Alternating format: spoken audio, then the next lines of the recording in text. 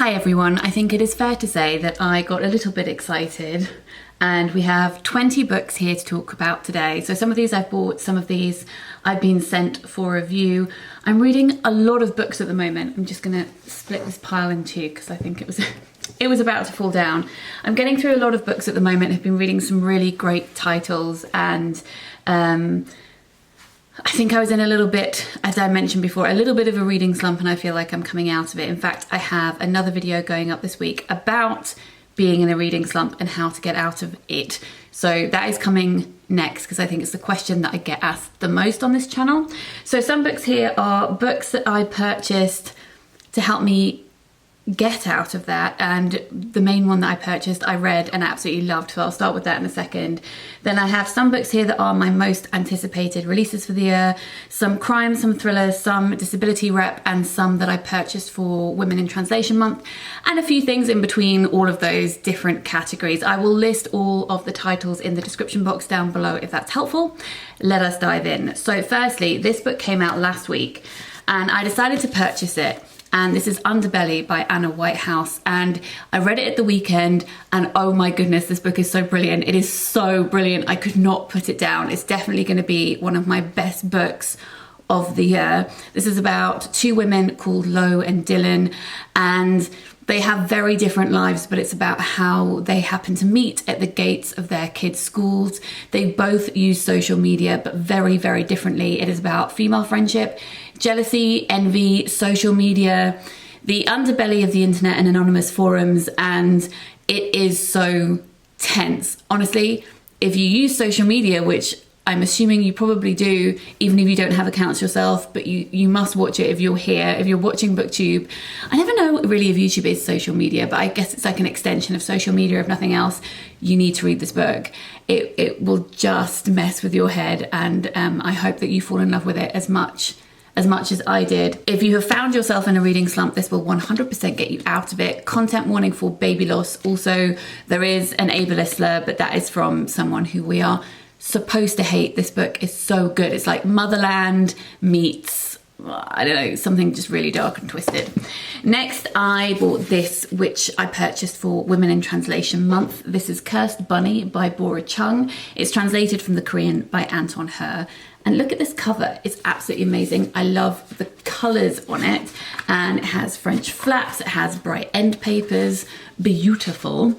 It says Cursed Bunny is a genre-defying collection of short stories, blurring the lines between magical realism, horror and science fiction. Chung uses elements of the fantastic and surreal to address the very real horrors and cruelty of patriarchy and capitalism in modern society. So that is going on this month's TBR. If I don't get to it this month, hopefully I will get to it soon. Two smaller titles that I purchased this month. This is from Emma Press, which is a small, primarily poetry publisher, but they do also publish some memoir, non-fiction, and they published Nina Mingya Powell's Tiny Moons. This is Do Not Be Lulled by the Dainty, Starlike Blossom by Rachael Matthews. I read some of her work online and just thought it was really wonderful. It says that she is a working class poet who paints poetic miniatures of domestic and psychological interiors. Her debut pamphlet is a playful, dark meditation on the queer body as a site of pleasure, connection, fertility, loss, and trauma. I also purchased this little cloth-bound book. This is published by Notting Hill Editions. Yeah, this is by Emily Rapp Black, and it's called Frida Kahlo and My Left Leg. And this is her looking at the life of Frida Kahlo whilst writing about her own life as someone who is an amputee. It says that she's an amputee from childhood. Rapp Black grew up with a succession of prosthetic limbs and learned that she had to hide her disability from the world. And then it is contrasting that with Kahlo's disabilities and her artwork and bringing all of those things together. I think it sounds great. Cry with me now. I have bought the last Nicci French that I didn't own already. This is the last one. I only have 3 left to read. Honestly, what am I going to do with myself? So this one is called The Land of the Living. The blurb says, Abby doesn't know where she is or how she got there. She's so terrified she can barely remember her own name, and she's sure of just one thing, that she will survive this nightmare. So she has been kidnapped and she's in the dark somewhere and she's trying to work out who her kidnapper is. I can't believe I'm near the end. Looking ahead to life, not after Nicci French, but until their next book comes out, I purchased this, which I actually included in my Women in Translation Month TBR video. And I have 4 books here that I've purchased recently that were in that video. So let me quickly mention them here because I've already mentioned them before.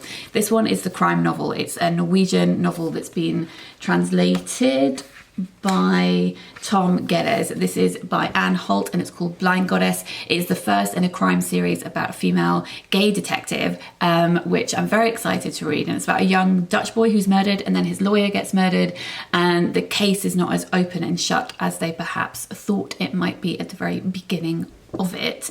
I have also been sent this review copy called Old Lady Voice by Eliza Victoria. This is translated from the Spanish by Charlotte Whittle, and I think this is quite successful in Spain.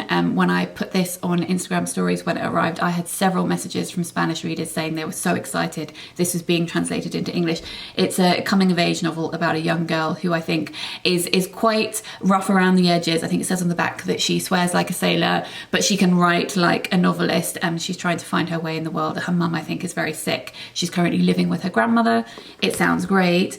Then this is a book that's been translated from Danish. This is Island by Siri, Ravna, Hjelm, Jacobsen, and this is translated by Caroline Waite, and this is about a young woman who's come back to the Faroe Islands, and she's looking at folklore there and how lots of stories of her past are intertwining. And then this one is translated from Dutch. It's called Falling is Like Flying by Manon Uphoff, and it's translated from the Dutch by Sam Garrett. It's about a woman whose older sister has died. I think they're older now. I think she might be about 69, and the death of her older sister has made her think back on her childhood, which is a story she's never told, where her father was a tyrant and they used to call him the Minotaur. So she talks about that. And then there were 2 other books that were in another video, which was my most anticipated book releases video for the rest of the year. And that is Ruth Ozeki's The Book of Form and Emptiness, which is coming out next month. This is about a 13-year-old boy whose musical father has just died. His mum has started hoarding things, and then he starts hearing voices at various different parts of the house. Some of them are really comforting, some of them are really snide. So this is about what he is going through. And then this is a Persephone book, also huge, that's coming out later this year, which is called The Deepening Stream by Dorothy Canfield Fisher.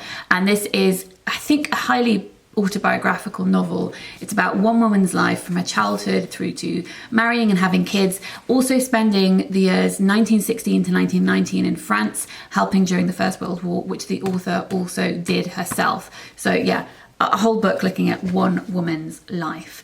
So let us move on to books that I have not spoken about on this channel before. Oh, I tell a lie, one more from the most anticipated releases. This is Learning to Sleep by John Burnside, which is his new poetry collection, and it is about living with a sleep disorder. And I love John Burnside, and I'm sure I'll be reading that one soon.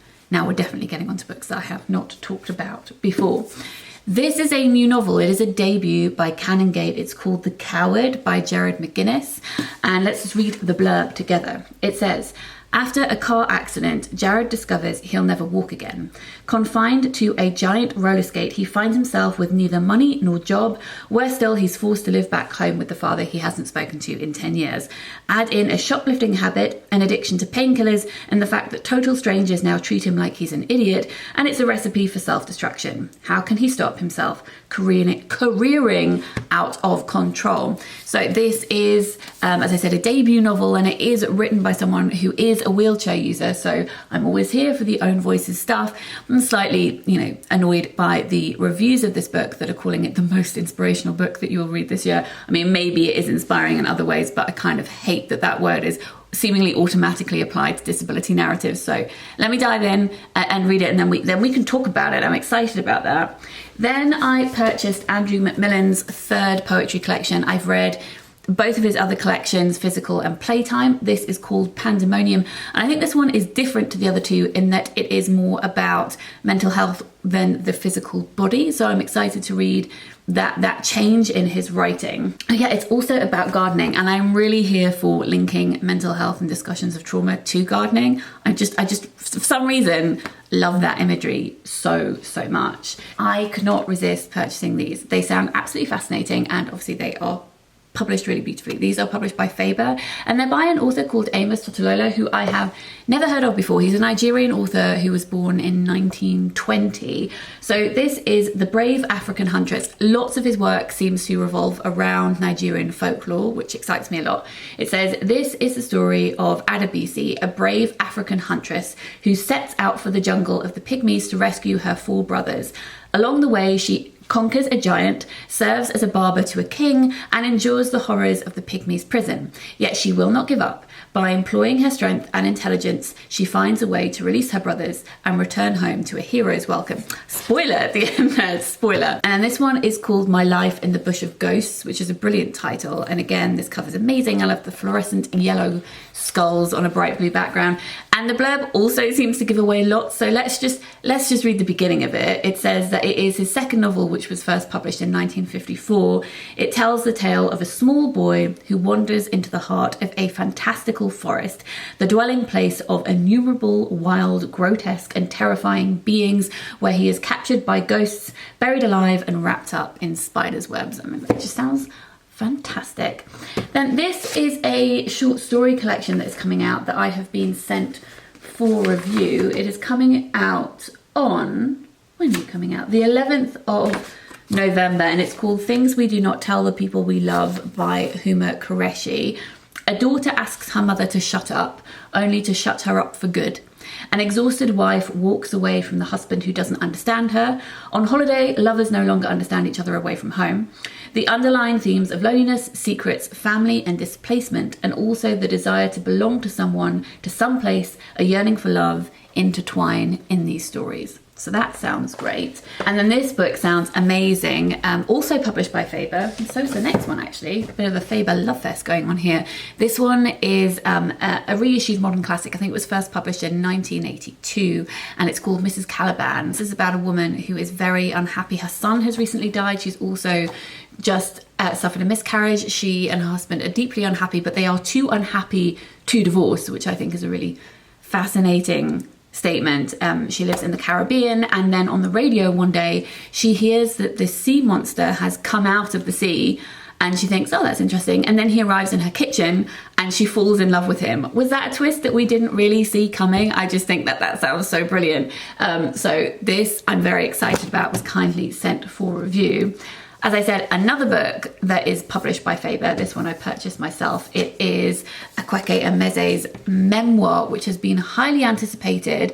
And I think I may read this in a themed reading vlog soon. So this is Dear Sen Thurin. It is a Black spirit memoir, and it is exploring gender fluidity and the spirit world, and I really, really love Akwaeke Emeze's work, so I'm really excited to get to this one. And then finally I purchased this one. It's had quite a lot of hype. I want to see if it's worth the hype. So this is Night Bitch, great title, by Rachael Yoder, and it's about a housewife who's bored and then she turns into an animal at night, which lets out her frustrations, kind of giving me Vegetarian by Han Kang vibes, except that instead of, you know, turning into a plant, she's turning into an animal. Also makes me think of, there is a subgenre of books about women either turning into animals or identifying with animals. There was How to Be Human by Paula Kokoza a few years ago, which was about a woman who felt like a fox. And I so wanted to love that book, and I just really didn't. So I'm hoping that all the feels I have about that, the idea of that book, will manifest in this book, and it will be brilliant. So this is one I would like to get to soon, perhaps in another themed reading vlog where I read quite hyped books and see if they are worth that hype. So 20 books. I'm very excited about so many of these. I would love to know if you have read any of these, or if they're on your radar, or if you would quite like to read them now that you've heard me talk about them. Let me know in a comment down below. I hope you're all having a good week, and I will be back with a new video soon. Sending love. Bye.